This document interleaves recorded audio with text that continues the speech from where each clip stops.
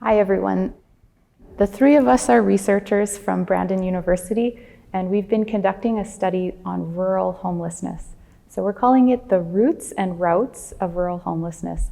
We wanted to understand things like what experiences are people having who are experiencing homelessness in rural communities, what kinds of mobility are they going through. We wanted to know what services and supports are available in rural communities, and maybe what barriers are they encountering in accessing those services and supports. So this is the study that we've been conducting, and we ran into some challenges along the way. There were a number of complications in conducting the study. A small thing called the global pandemic interrupted our initial study, and we had wanted to go to rural places and interview organizations and agencies who provided services to people who were vulnerable and living in their communities. Of course, the pandemic restrictions blocked us from doing that. So we changed our course and ended up interviewing individuals who were experiencing or had experienced homelessness in rural places. However, the other issue that we encountered was the invisibility of homelessness in our rural spaces. So when we reached out to communities, some told us that homelessness wasn't a problem. So places where there were soup kitchens or food banks didn't recognize that that could be a lead-in to a homeless situation.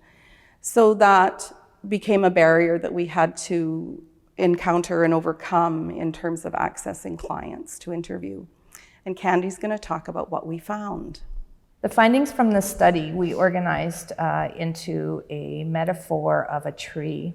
We used the tree that's halfway between Brandon and Winnipeg, Manitoba. My kids referred to it as the broccoli tree, but other people referred to it as the halfway tree as a organizing point for our graphic.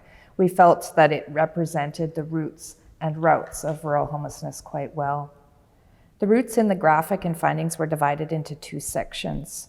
The first were systemic barriers in rural contexts and included such things as the invisibility of rural homelessness, where rural communities often didn't see homelessness within their communities, didn't want the community to be viewed in poor light, or in fact, sometimes people moved out of the community and therefore were no longer visible to people within it. Urban homelessness, I think you see it more often. We have that homeless person on the street idea. Rural homelessness, we don't see. It's somebody who's staying at a friend's house or a neighbor's house, and then a couple of weeks later, he's staying at another friend's house. You know what they do in a small town? They send them to the big town, so they don't have a problem. That's the way I see it. Housing availability, affordability, and quality were issues, as well as safety, in the stories of participants. In one particular case, one of the participants was experiencing cancer treatment and was living in a house that contained black mold while she was trying to heal from her treatments. I didn't realize people considered couch surfing as a homelessness aspect, right? You forget that, your party was 2 weeks. Where did you stay? Well, I was at this person's house, this person's house. Holy crow. He drank too much one night and things got out of hand. And just when we were going to Manitoba housing, that's when the situation had arisen and the cops intervened. And then therefore we lost everything, our housing situation. Services and supports were often not available in rural communities. Participants didn't always know about them and had difficulty navigating between the supports that were available with different organizations. The systems aren't designed for everybody. I would miss a meeting or a phone call, or the best was they would mail you something, but if you didn't quite have an address that you ever used, or you didn't pay attention to the fact you switched addresses and didn't tell assistants, you'd be cut off. I think there should be more funding to walk people that are coming out of CFS, or parents trying to get their children back, or people coming out of incarceration, and walk beside them and not be above them, because a lot of our homeless people don't like when people come in to say a homeless shelter and here's your cookies, and they feel good about themselves and they walk out, and that's straight from the homeless people. Employment was harder to find in rural contexts, partially due to the stigma that existed in rural communities. One participant told us that he had experienced difficulty finding employment because many people in the community understood that he had mental health issues as well as addiction issues, and it was in full display in the community coffee shop. Sober for 6 months, just got out of jail, I'm changing my life. That's what you tell them. Well, they've got a stack of papers like this, and this guy hasn't drank, he just got out of school. We're probably gonna go with this guy. Like you're at a very bit of a loss, and all you really want is that chance. I'd like to go back to work, but nobody wants to hire me because of my brain injuries. Too many seizures, too dizzy. Distance to get to employment was also an issue. Some participants didn't have access to vehicles, and they weren't able to travel the distance required for gainful employment. In terms of healthcare, rural communities often have limited healthcare options, including access to family doctors, addiction treatment, and access to things like cancer treatment, as was evident in the story of one of the participants. In fact, there's a huge waiting list for our community mental health workers here, and their caseloads are quite extensive, and they take in a large area. And educational barriers, participants were less likely to finish high school. Issues with learning disabilities such as ADHD and messages from key leaders and teachers all played a part in the difficulties participants had. Some also had difficulties accessing post-secondary education. I went to school, ACC.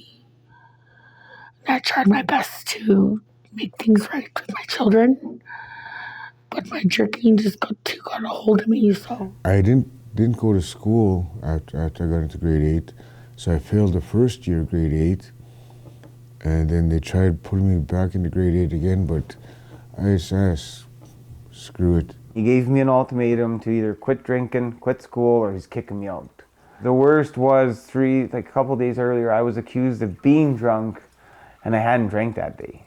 That was the day that I hadn't drank. The justice system was the final systemic barrier that we noticed in the stories of participants. In particular, gaps upon exiting, incarceration, where participants were released in rural communities without supports needed.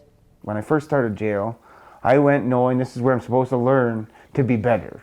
Or I'm supposed to go here, but it's not like that. It's not the rehabilitation side of it unless you really, really, really, really want it.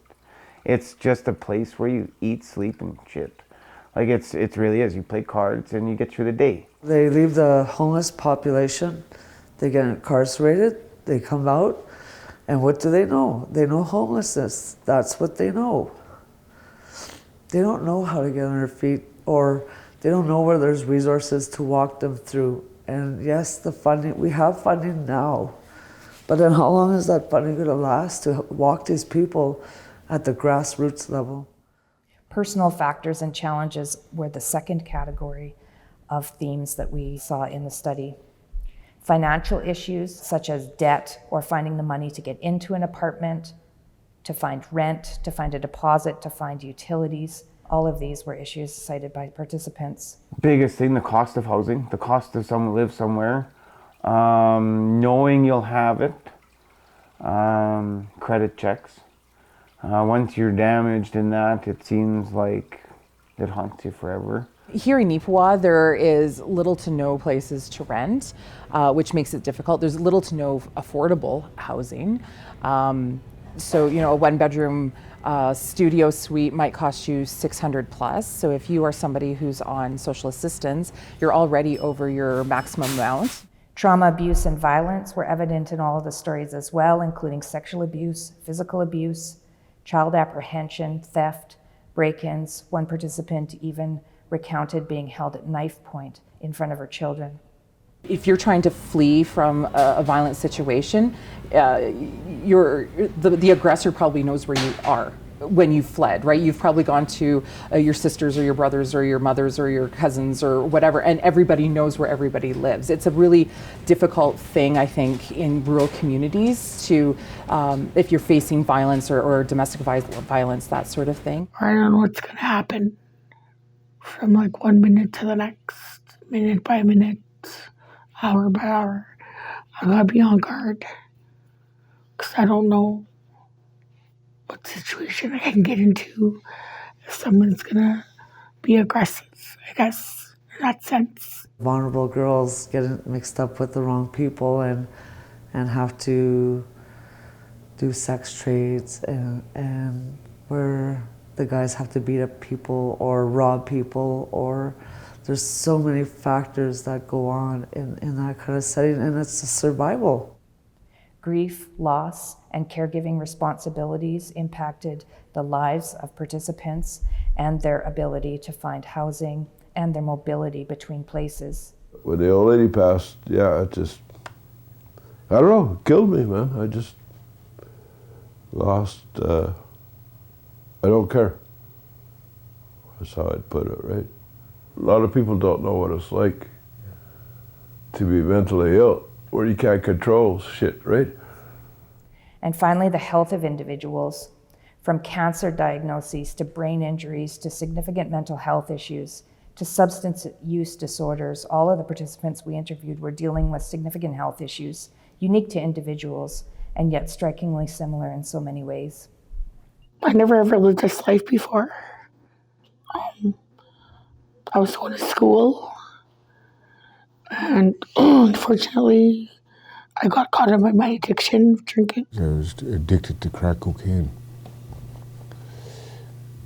Just from smoking it one night.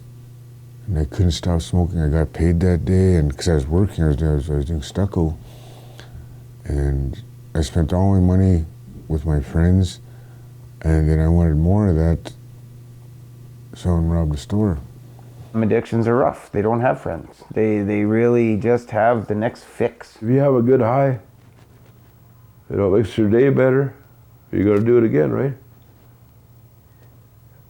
We're so grateful for the stories that were shared by participants in the study. We learned so much, and they impacted us tremendously as researchers and individuals. I'm thinking of the fact that the first participant that I interviewed for the study, she shared that she was experiencing a cancer treatment and living in a house with mold. As a cancer survivor myself, it totally resonated with me in just the idea that I know what it's like to go through treatment, and I just can't imagine what that would be like to not have access to doctors, to have to travel down the highway, to live in a house that isn't safe, that's not allowing you to heal. It was extremely impactful for me, and it really brought it home to me how much trauma and how much difficulty people are experiencing when they're experiencing homelessness and a health crisis.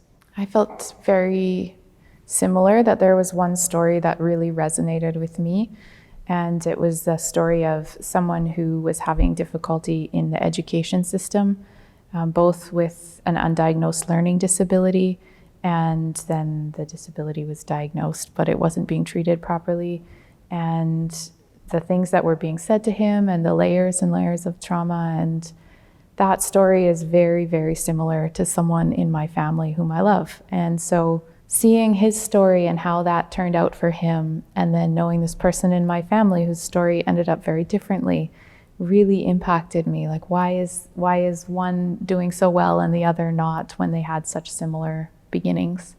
And I think that story will stick with me for a long time. So I've been a nurse for 35 years or more. What struck me was that the systems still aren't working together. And that was at the beginning of my career, and it continues on in my career. So I found that distressing. And I think the other thing was just the creativity and resilience and the strategies that people developed to live a meaningful life, even though they were homeless. And I think of the fellow who talked about the first thing he would do in a community was look for churches because they were kind and giving and compassionate. Or the other who talked about living in a camper or a trailer or a tent and accessing electricity from a neighbor somewhere. And I just admire that so much. And I think we don't give credit to people because they're so stigmatized.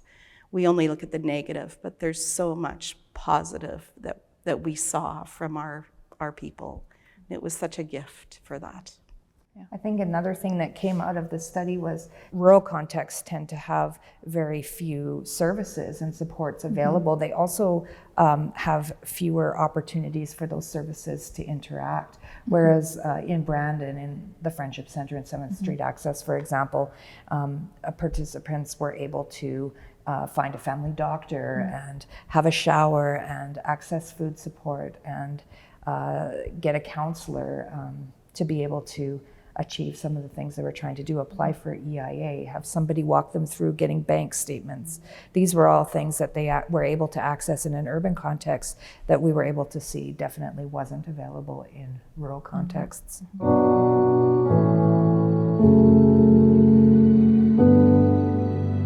One of the other things that we have in this report is recommendations for organizations that deal with housing, recommendations for education, for healthcare, for justice. But one of the standout recommendations was really the need for these one-stop shop models of care. So 7th Street Access was an example that came up.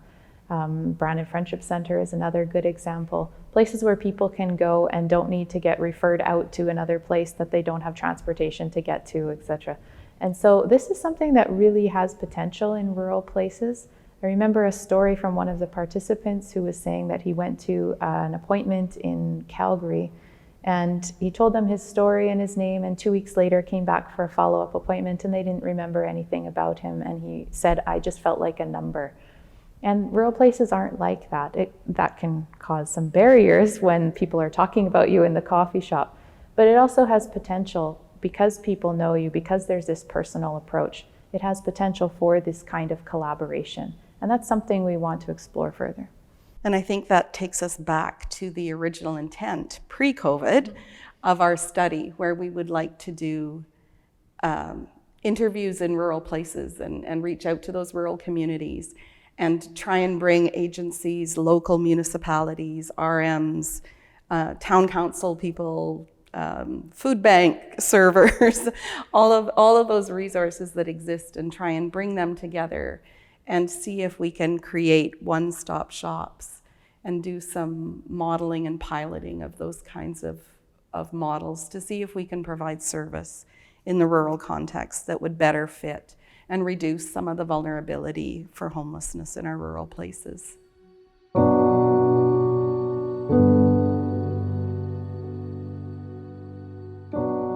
Thank you very much to Brandon Neighbourhood Renewal Corporation, who provided funding for this study through the Government of Canada's Reaching Home strategy. We also want to thank Brandon University and BU Cares, and most importantly, we want to thank the participants who took the time to share their stories with us. This wouldn't have been possible without them, and we're so grateful.